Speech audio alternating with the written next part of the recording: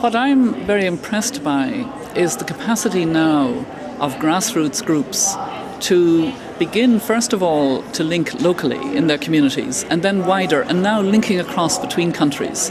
And the experience that is gained is really phenomenal.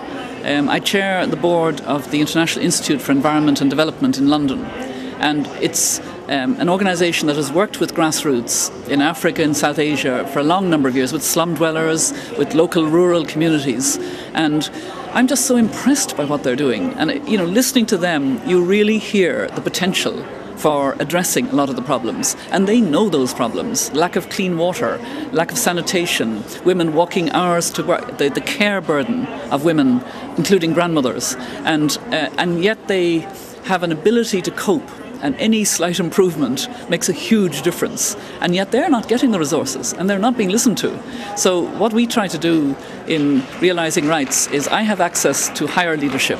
I have pompous titles like I'm chair of the Council of Women World Leaders, which is women who currently are or were presidents or prime ministers. And we're using that to form networks of women leaders.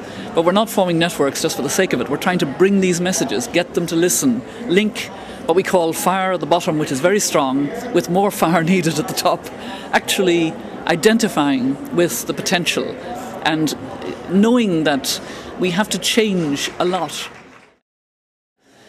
It's only beginning and there's a long way to go, but it's actually recognising that we have an interconnected world as never before, and that dire poverty elsewhere is not acceptable. Now, for me, a much stronger way of saying that is we guaranteed in 1948 that all human beings are born free and equal in dignity and rights.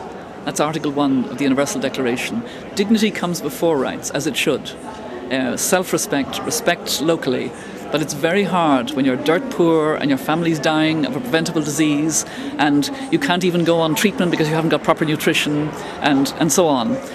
So that's what I feel is the missing piece of really transforming what we need to do, that we have a rights-centred approach.